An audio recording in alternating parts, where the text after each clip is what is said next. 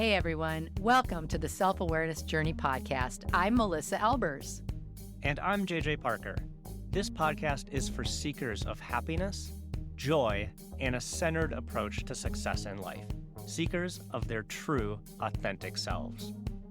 Get ready for some real talk on everything from anxiety, emotions, and habits to love, compassion, and forgiveness. We know you'll be challenged and enlightened by this conversation, and we're so glad you're here. Let's dive in. Disclaimer, everyone, we are going to swear in this episode. So if you've got little kids in the back seat and you're listening to it in your car, or you've got people around, or you yourself might be offended by our use of profanity in the next 30 minutes, maybe Get the hell out. Get the hell out. Just turn this one off. Well, I sent you a joke text Yes. the other day that was like, you know, what the fuck is up with swear words? Like, why do these things even exist? And I was like, oh, we should do a pod about that. That'd be funny. And then I didn't hear anything back. Not that I thought I offended you with that idea, but I was just like, that's such a juicy idea. I can't believe didn't jump on that. Well, the reason I didn't is in my mind I was like, oh yeah, definitely. We're definitely going to do that. We're definitely going to do that. But I think what's so funny is that you and I make such conscious efforts to really not swear typically. Totally. Yeah. We just generally want to try to keep our podcast clean. Yes. Yes. I wouldn't say that when you and I are in person, we hold back much. No, but I wouldn't say we sound like we're at a truck stop. No. Well, so what got me thinking about this? Yeah. Was like my middle kid got his wisdom teeth out. Right? Oh. And so you were filming him coming off of the drugs. Well, we didn't film it because we're like, holy cow. This kid is really expressing himself through his colorful language. Colorful. Actually, that's a thing because in the dentist's office that both my kids had their teeth pulled, there was a sign that said no videotaping because there's no filter. Yeah. So what it got me really thinking was like, okay, what is actually up with swear words? Because in a lot of ways, we use them when we're expressing like an abundance of emotion, right? Yes. And then I was thinking like, why are we trying to stifle people's emotional expression? Yeah, actually, may I be so bold as to read your actual text? Because it's pretty funny. Okay. Pod idea. What the fuck is up with swear words? But you didn't even write that word. You put F***CK. Yes. So even in writing, you felt a little uncomfortable. And it said, a swear word is meant to show emphasis and emotion. Are we stifling people's emotional expression by creating words they can't say? Which is such a great question. Or are we enhancing expression by explicitly denoting certain words as high emotion? And where did these words come from in the first place? I mean, what a great text. And then you sent the second one later, and I was like, oh, yeah, definitely. Like, exclamation points, we're doing that. And you're like, but no reaction to the previous one? I, very rarely do this. Yep. I did a little research. All right. On the history of swearing. I like that. Not tons, because, I'd be completely overwhelmed and it would shut me down and feel like I was trying to plan it out. Yeah. Can't do that. I've already established my disinterest in that. However, of course, the first thing that I did was I said, what are the positive attributes of swearing? Let's gradually... What are they? Yeah. Okay. So this is hilarious because I think this is bullshit. Okay. Okay. So, one thing that is positive about swearing is that it can boost your pain tolerance. I totally believe that. If I like stub my toe or kick something or something happens, I totally swear. Okay. And does it boost your pain tolerance? Come on. Really? I don't know how we would scientifically test that, but Yeah, right, exactly. I think it makes me feel better when I'm in pain. No question. Yeah. If you ever sit on the sidelines of a rugby game, you know that those are the people that wrote this fact. Okay, here's another one. Fosters emotional resilience. It fosters emotional resilience. This was a science magazine that I took this from, by the way. I don't remember the title. I wasn't paying attention. Sorry. Fosters emotional resilience? I don't know if I believe that. I do think probably what it would do, though, is it would distract you from something and give you something else to focus on, whereby maybe making you more broad thinking. Well, again, it's like an expression thing. Like, if I have no way to express my feelings, Yeah. they're going to get stuck in there. I'm going to feel pretty repressed. But if I have a way to, like, really get my emotions out of there, that would develop resilience. Oh, there was a guy I worked with. A guy, he was a little bit of an a-hole, actually. But anyway, what he would do when he got mad is he would string as many swear words together as possible, and it was a whole stream of consciousness. It was never the same string, and it was hilariously funny. I mean, he could string in without even thinking about it. He could string probably 8 to 10 words together and just keep going, and it was like, wow, dude, how'd you learn that? You must have had a really messed up childhood. I feel like it is really a skill finally honed in high school. You know, like in middle school, you kind of start playing around with it. Right. 9th, 10th grade still, but like you get into 11th, 12th grade, your senior year, boy, you can just really go at it. In. Okay, are you ready? There's more. There's a few more. More positives, All right. yeah. More positives about swearing. Yeah. Here's the one that okay, the first two I was like, okay, I could maybe buy them. This one, I'm not really sure. I'm interested in your thoughts. It signals positive traits like verbal fluency and honesty. Verbal fluency. And honesty. Okay, like you can't buy that. You're genuinely expressing your emotion. That's honest. Yeah. You're not hiding anything. This one I am a full, straight up believer in, and I think it should be number one. Provides stress relief. Yeah, agreed. I mean, even if you and I, which are seldom stressed when we hop on this, like I don't know if we've ever been, maybe the first episode, but provides stress relief. Like, yeah, just even us talking about this, we were just giggling like kids. Right. In one way, there's something childish about swearing that feels so good. I know. It's like every time I swear, I'm still like, I don't know, rebelling against, like, don't let the teacher know. Don't let her hear. I know. I'll give you the last one, but I have a question.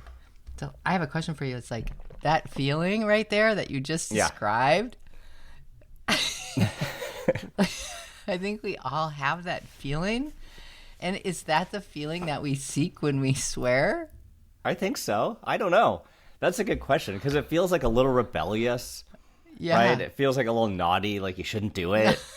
and it shows and again, like it's that expression output and those two things combined. It's like I think it's a combination. It's like the peanut butter and jelly combination of it being a little naughty and it being really expressive. You know, I've always talked about growing up with my grandparents who are ministers. Mm-hmm. One summer I was living with them and my mom was there too. And I got in trouble for something. It was probably something completely stupid. Sure. Because I was such a good kid. Perfect child, actually. I was in the bedroom and I remember laying on the bed on my stomach and I was kicking my feet. I must have been 5 or 6. I mean, I was little. And all of a sudden, in sheer frustration, I yelled, "Damn it!" like that. And I remember it was completely silent. And then I was like, "Oh, what did you do?" No. And then I hear my mother's voice from across the house. "What did you say?" Of course, I said nothing. Yeah. I was so scared. I'm sure they were laughing. I mean, I'm sure. come on. Right. I'm sure they were laughing. Okay, here's the last positive. Sorry, Okay. I have to finish Yeah. this list Yeah. before we go to the next one because I do have a couple things. Okay. Okay. This one is bullshit. It has to be bullshit. It provides a slight boost in physical performance. Huh. Well, yeah, I don't know. See, I'm so gullible on these, I guess. Like, I'm buying Come all on. of these. You are that one? Help me understand this. I think, like your rugby example, I think when you're locked in some high competition and again, you like a lot of those sports are about managing your emotions. Oh, okay. Right? And, okay. And so I think you probably can boost your like athletic performance by using these very special words to. Which you have, by the way, we agreed we were going to swear on this pod, and both of us felt uncomfortable. I haven't sworn You have yet? not sworn once, and I've sworn. Well, wait, no, maybe you did the very first word. I think I've sworn 3 times now, and I am sweating just a little bit. Like keeping a tally. I'll try to step it up. Okay. I will say I'm sweating just a little bit, worrying about it. But I'll buy into the athletic one too. I think it helps. So I have a question for you. Uh-huh. My dog is coming in and out. It makes me want to swear right now. Okay. What was swearing considered in your household when you were growing up? Did your parents swear? Mrs. Parker, don't worry. We're not tossing you under the bus. You know you're the best person in the whole wide world. I would say I don't think, or I very rarely heard my dad swear. Okay, well that makes sense. Well, the number of words he uses per just in general is very low. general, yeah. So maybe that's why. But I did hear my mom swear. My mom would swear. You I think, did? Yes, because she's very funny. She And- is hilarious. So I think that she would definitely use swearing in part of just like a general comedic rant about something. Which brings me to another interesting question. When do you use swear words? Me personally, Yeah. working on it. Well, I can tell you when you don't use it. You don't use it on the podcast. I don't use it when I'm like hanging my partner out here to dry, just on her own, Yeah, exactly. on her own on Thanks the for- ledge, saying all these swear words. on the effing ledge. Yeah, thanks for noticing. Well, I definitely, if I get hurt or if I have like like a physical thing, I definitely use them there. Actually, I think this sounds weird. We should talk about this. I think I actually use them with my work colleagues more than I use them in my personal life. Yeah, for sure. Actually, I would say you don't swear very often. You're not a huge swearer. No, on I'm not. occasion you are. Yeah. But I think I swear way more than you. I actually think I'm in a bad state of swearing recently. This is actually an intervention. That's why you chose this, you mofo. I think you don't swear as much as I swear. I think I swear way too much right now. I used to swear a lot when I was younger. You did? Oh yeah. When you were younger? All the time. Yeah. Yeah, it was like it was fun. It was fun. I just remember my friends and I would just sit around Applebee's like late at night. I think we would just go around in circles like swearing. It's You little rebel. Applebee's. Oh my god. That's so funny. Oh. well, I will use it at work I will use swearing for comedy. Yeah, you do. And yep. But I will very, very rarely use it for like an expression of like negative. You know what I mean? I would never walk into work and be like, "What the fuck is going on here, you guys?" Oh, you did twice. Well done. That your second swear word. But I would never do that. I would never use it in a context to like really show how mad I am about something. Yeah. Unless that thing happened to me, like I got, like I dropped a brick on my foot or something. But I will use it like as an emphasizer in comedy. Yeah. Or I use mine as an emphasizer, full stop. Yeah. So like if there's, like if I don't know, if I'm just trying to have like a and there and so put on. a big exclamation point on it. Yeah. Like, boom. But you know what I've noticed about that even, which is highly disappointing, is if you allow yourself to just go off the rails and swear a lot. Yeah. Which, like I told you, I think this whole summer I've been kind of swearing a lot. Such a potty mouth. I know, particularly the F word. I don't know. Maybe it's my own little personal, I don't know. It's not a contest. I don't know what it is. But I have noticed that when you begin to get in a habit where you're swearing more than normal, it actually loses its luster. It's not as fun. Yeah. It doesn't, it's just not making the staccatoed points like you like to make Yeah. it, Yeah. or I like to make Yeah. them. So that gets in, it's kind of like, rats. Now what am I going to say? Darn it. That's not nearly as punchy. Oh, rats. So I also asked, go ahead. I was just gonna ask, did you come up with what's the negatives of swearing? I mean, these positives seem really great so far. Well, you might find it fascinating to know I never looked that up. In your book, it's all good. It's all good. Well, I think we can come up with our own list. Like, it can be highly offensive to some people. Yeah. Right. Some people do not like these sacred words. And the other thing is, it can make you look lesser than. Or it can have people tell stories about you that they wouldn't tell had you not been swearing. Yeah, so there's some social context around swearing, Totally. right? Totally. Like, if you swear too much, you might look like, like lower class or less educated or, kind of a blue-collar kind of person. Yes, definitely. And those do have, like, a social context around them. Yeah. But then I think it's funny because, like, artists, like musicians and comedians use swear words a lot, and we don't have that perception of them. Yeah, well, don't we? I don't know. Maybe you're right. Because, like, if you look at like comedians, for example, you have comedians like from the 80s. What was that guy, Andrew? What was his? Andrew Dice, remember him? Oh, yeah, Andrew Dice Clay. Oh, Everything man. is a swear word. And Everything you're right, was a swear he did word. have this sort of, like... Edge. Yeah. And when I say edge, I mean like 82-inch blade of sword edge.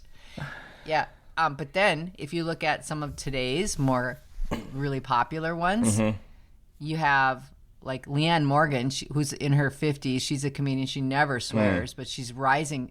Yeah, there's actually so a couple quickly. comedians that Nate don't swear. Bargatze, Yeah, he doesn't swear. He's funny. He never swears. Jim Gaffigan, he doesn't swear either. I mean, on rare occasion. So there's a whole crop of clean comedians that don't have to rely on this crutch. Crutch. But the other thing I've noticed in work, and I actually didn't even think about it till just this moment, I would say there are now becoming more prevalent and overt our leadership teams that all are more religious or spiritual together. I have seen that emerging, and you can kind of feel it because how they speak, and how they speak around you, and how they react in how you speak. You can feel that big time in work. That is 100% emerging more and more. That's what I was going to ask you about, like adjusting your your behavior around language to fit in. Oh, that's I notice a good one. if I'm hanging out with people that are swearing more, I will definitely swear more. If people are not swearing, for sure. I will be like very Nope, clean. not doing it. Right. And there's sometimes I'm sure I'm sorry, this sounds accusatory. I'm sure you have been in a situation where you did swear and it was completely inappropriate. Yes, I have done that. Oh, I have done that. You're like, oh, I guess we're not doing that. That one didn't. How do I walk this back? That F-bomb didn't land very well. Yeah, actually that has, like with some of my coaching clients where they're quite pious, you know, it's like, okay, Melissa, be on your best behavior. But this is what I mean. I feel like I've been swearing too much. Like, I feel like I need to walk it back a little bit. So you want to know where these swear words originated from? Because this is super I'd love to, funny. because like who decided that these were the bad words? Yeah. Okay. So it started in the Renaissance era. Okay. So, well, probably before that, there were even swear words in Latin, which is fascinating to me. So this has been a thing, right, for a really long time. Although I doubt they were specifically doing it to boost physical performance. Yeah. Well, I don't know. Or show signs of verbal or positive traits like verbal and fluency and honesty. I feel like if you were living in the Roman Empire, those are exactly things you would want to do. Oh my gosh. When you're getting chased by the lions that they've put right in there to kill you. Okay. Now, this is not the history of like where it started, because when I did my research, I did spend quite a bit of time looking. You can't find exactly where it started from because there were multiple origins at the same time, is what it says. Okay. But the focuses are all the same, and this is hilarious, okay? Sex and sex acts. Obviously, our biggest F word comes from that, right? And if you think about how that word specifically is used, it can be used as an adjective, Oh my gosh, yes. as a verb, as a noun, as an adverb. I don't know. I haven't seen it around in a while, but like when I was, 20 years ago or something, there was like an audio clip of someone explaining all of the different ways you could like conjugate that word. Oh, I forgot So about hilarious. that. That was so funny. That's right. And then it was in writing somewhere. It was a meme. Yeah, If it was I can great. find it, I'll send it to you later. I will not be posting it on the pod description, however. All right, so that's one. Another is religion. So like, and I don't even like to say it, but JC, like a lot of people will use those. Oh yeah, like I don't like saying that hell myself. and damn and And Jesus and all of those all that things. stuff. Yep. Yeah, so that has its religious beginnings. Another topic or topical way that people swear is things that are taboo themselves. So can I come up with an example of that? Well, yes, like the LGBTQ society. There's so many swear words that are used to be defamatory, right? To describe them and that sort of thing. So to me, that's exactly what they're talking about with topics. And then another topical way that people swear is slurs against groups of people, which maybe that's a little bit, maybe I was using the wrong example, but Yeah. And then the last one, it was just making me giggle. What? Excrement. What? That's just like the general category of swear words. And this just shows my maturity because every time I look at that, it makes me giggle. Oh my goodness.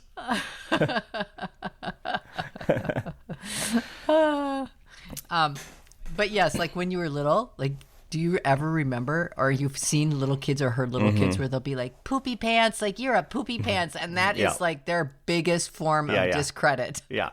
And they're working up to bigger words. Yeah, exactly. They're just trying poopy pants out for a minute, see how mom and dad react to that.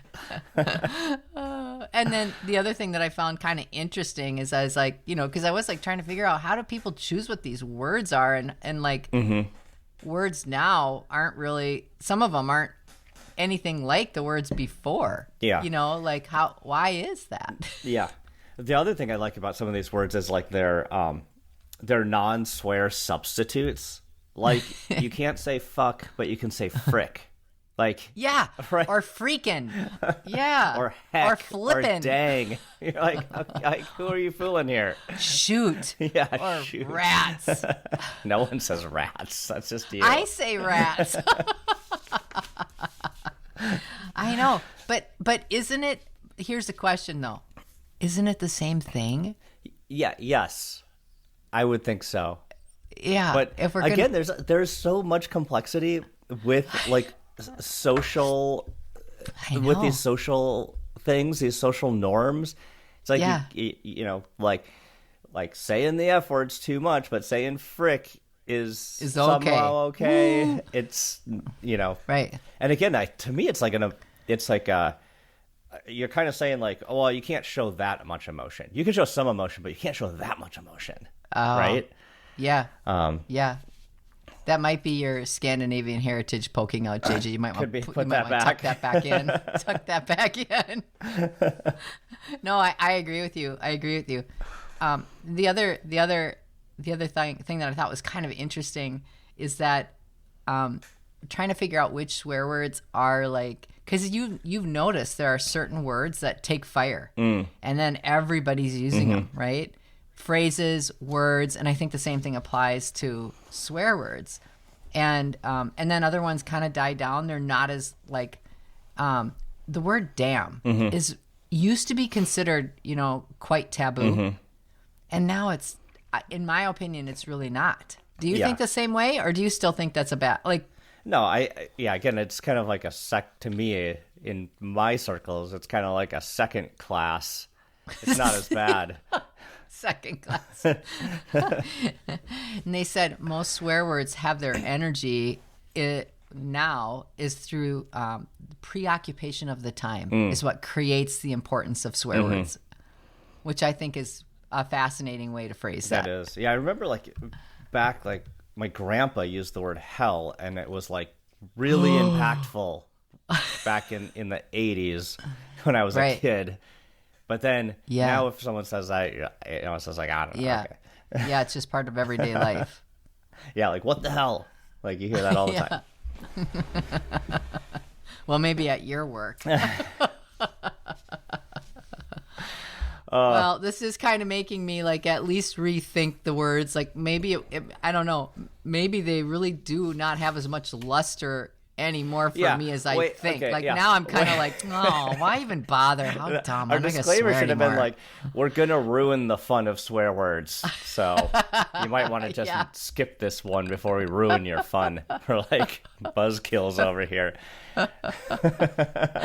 I like to think of myself as so edgy. I don't really think I'm edgy. I can work up my swearing game. I'll try to add some more this week. Oh, okay. Okay. I dare you. Give you $20 every time I hear one. Sure, I won't be Venmoing you anything. Yeah. Track everyone this week. But I think there are some parts of this that I do think are genuinely interesting. Like, what is your relationship with these words? How do you use them? How do you use them for emphasis? When is kind of more appropriate and less appropriate to use them? Yeah. Yeah. I think that's a really good one, and particularly noticing the people that you're around and how do they respond when you do that. Is it really giving you the hit that you're looking for, or is it making you look at in a way that you didn't actually realize? You know, which I think is important. The other thing is I think that by groups and by age, things change. Oh, for sure. For example, you hear a lot of, and I'm air quoting because I'm in this category, menopausal women, right? Women in their 50s get more angry. I think that is true, by the way. Side note, we could do another pod on that. But I'm probably going to have to another partner because I'm sure you won't touch that with a 25-foot pole. I don't really want to talk about that. Thanks anyway, Melissa. But, you know, you do hear of menopausal women being more angry and really letting it rip, like swearing a lot more than they ever did in their whole life. So I think there's probably periods of time where you do go through phases when you do swear more. For sure. I don't know. For sure. Yeah. It's interesting to think about. Did you enjoy this episode? Please go to your favorite podcast platform to subscribe, rate, and leave a review so others can discover it as well. Growing self-awareness is a lifelong journey, and it's better when we're all in it together. please think of someone you know who could benefit from hearing today's conversation and share this episode with them. We can't thank you enough for listening. Until next time, happy exploring.